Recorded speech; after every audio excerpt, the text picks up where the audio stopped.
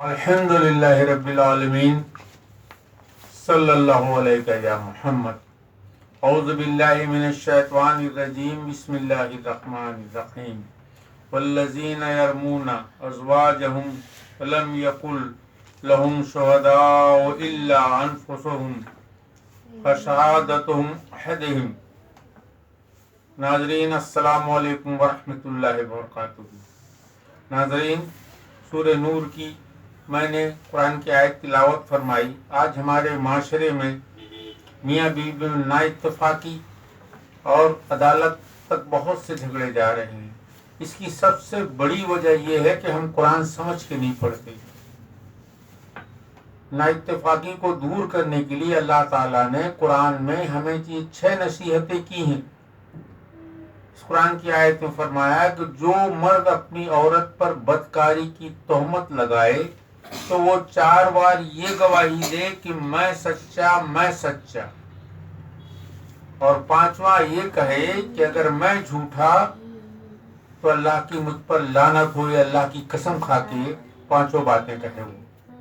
اب عورت سے سزا یوں ٹل جائے گی، اللہ نے اسی قرآن پاک کی آیت میں کہا کہ عورت کہے کہ میرا مرد جھوٹا اللہ کی قسم کھا کے 4 بار، اور 5ویں بار کہے کہ میرا مرد اگر سچا تو مجھ پر اللہ کی لعنت۔ یہ دونوں میاں بیوی اللہ کی قسم کھا کے کہہ دیں تو بات ختم کر دو، اس کے بعد بات کو بڑھائے نا۔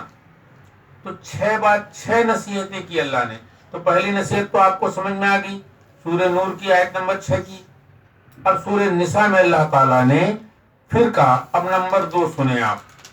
اللہ تعالیٰ نے ارشاد فرمایا واللاتی تخافون نشوزہن، کہ جن عورتوں سے نافرمانی کا اندیشہ ہو تو دوسرا حکم دیا انہیں سمجھاؤ۔ کیسے سمجھاؤ؟ انہیں اللہ رسول کی باتیں بتاؤ۔ اللہ کے رسول صلی اللہ تعالی علیہ وسلم کے زمانے میں ایک خواتین نے آپ رسول اللہ صلی اللہ تعالی علیہ وسلم کی بارگاہ میں خبر بھیجی کہ یا رسول اللہ، میرے شوہر گھر پر نہیں ہے اور میرے والد کی طبیعت ناساز ہے، میں عیادت کو چلے جاؤں۔ آپ صلی اللہ تعالی علیہ وسلم نے منع فرمایا۔ پھر اسی خواتین نے کسی سے خبر بھیجی، یا رسول اللہ، میرے والد کا انتقال ہو گیا ہے، کیا میں ان کی میت میں چلے جاؤں؟ آپ صلی اللہ تعالی علیہ وسلم منع فرمایا اور پیغام بھیجا کہ اللہ نے مجھ پر وحی بھیجی اور مجھ سے فرمایا ہے کہ اس عورت نے اپنے شوہر کی فرما برداری کی ہے تو اللہ نے اس کے والد کی مغفرت فرما دی۔ سبحان اللہ۔ تو ایسے سمجھانا ہے۔ دوسری نصیحت فائزوہن، کہ انہیں سمجھاؤ۔ اب تیسری نصیحت اللہ نے کی واجروہن فی المضاجع، کہ انہیں اگر وہ نافرمانی پھر بھی کرتی ہیں تو انہیں بستروں سے الگ کرو، گھر سے الگ نہ کرو، مائکے نہ بھیجو، نہیں تو مائکے میں جا کے وہ اور بگڑیں گی۔ اب چوتھی چیز بتائی، یہ 3 چیز سمجھ میں آ گئی کہ انہیں بستر سے الگ کرو۔ پہلی چیز قسم والا مسئلہ، دوسرا انہیں سمجھانے والا، تیسرا انہیں بستر سے الگ کرو۔ ہم قرآن پڑھتے نہیں نا سمجھ کے، تو ہمیں معلوم کیسے چلے گا؟ چوتھی چیز فرمائی وَاضْرِبُوهُنَّ، جی انہیں مارو۔ اور کیسے مارو؟ تو روئی کی مسواک کے برابر ڈنڈی بنا کے مارو، جی اس کی غیرت کو للکارنے کے لیے۔ ایک شریف آدمی کو اگر کوئی غیرت سے للکار دے تو وہ اتنے ہی شرمندہ ہو جاتا ہے، اور ایک پاکٹ مار کو آپ لات بھون سے مارتے رہیے، اسے کوئی فرق نہیں پڑتا۔ تو روئی کی ڈنڈی سے مارے اسے مسواک کے برابر، اس کی غیرت کو للکارنے کے لیے۔ اللہ کے نبی فرماتے ہیں صلی اللہ تعالی علیہ وسلم، بڑا کمینہ ہے وہ شخص جو اپنی بیوی کے منہ پہ تماچا مارتا ہو۔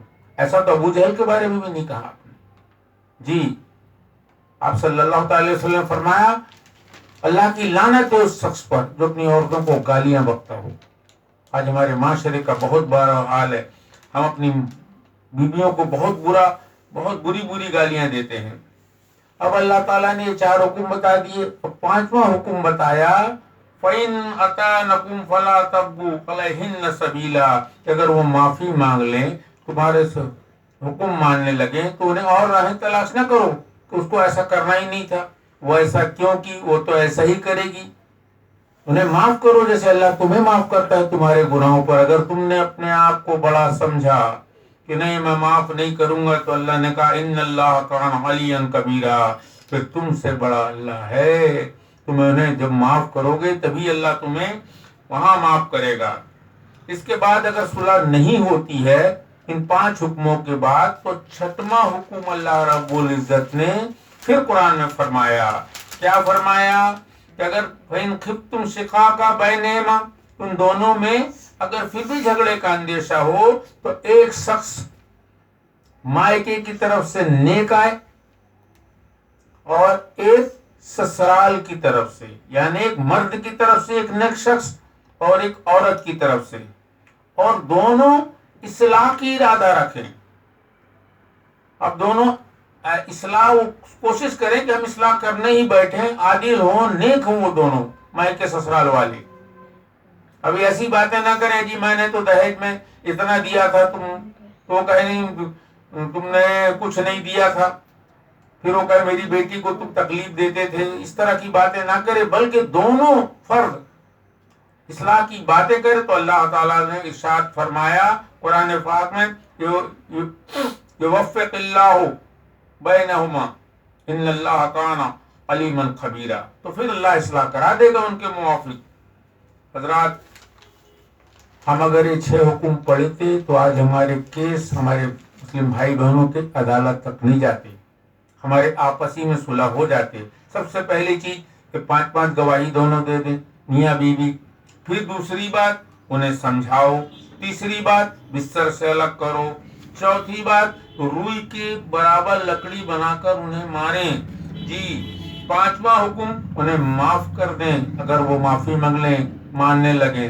6واں حکم ایک ایک آدمی مائکے اور سسرال کی طرف سے آ کے دونوں میں اصلاح کرے. جی تو یہ مسئلے ہمارے عدالت تک نہیں جائیں گے. اور بڑے درد کے ساتھ گزارش کرتا ہوں کہ ایک دوسرے کو میاں بیوی ایسے تلخ جملے نہ کہو کہ ایک دوسرے کے کلیجے چھلی ہو جائیں. اپنی زبانوں کو چھری سے تیز مت رکھو، کھنجر مت بٹھا لو اپنی زبانوں پر. اللہ کا خوف رکھو. اگر آج ملے ہو تو کل جدا بھی ہونا ہے میرے بھائی. عورت کی کوئی ایک بات بری لگتی ہے تو اس کی ایک اچھی عادت کو یاد کرو. اور ہماری بہنوں سے گزارش کروں گا کہ شوہر کی اگر کوئی بات بری لگتی ہو تو اس کی اچھی عادت کو بھی یاد رکھو. ہر شخص میں دونوں آیت ہوتی ہیں، عورت میں بھی کوئی اچھی ہوتی ہیں، کچھ خراب، کچھ مردوں میں بھی ہوتی ہیں. اور آپس میں نہ لڑیں، کہ قرآن پڑھیں، سمجھیں اور ان 6 مسئلوں کی 6 نصیحتوں کو پڑھ کے اپنے گھر کے جھگڑوں کو سلجھائیں. اتنی اچھی باتیں ہوئی اللہ اور اس کے رسول کی جانب سے، اس میں جو کمیاں ہوئیں تو میری جانب سے میں اللہ کی بارگاہ میں توبہ کرتا ہوں. استغفر اللہ ربی من کل ذنب واتوب الیہ وآخر دعوانا الحمدللہ رب العالمین. اللہ تعالیٰ ہم سب کو قرآن کی نصیحت پڑھنے کی توفیق دے اور اس پر عمل کرنے کی. السلام علیکم ورحمۃ اللہ وبرکاتہ.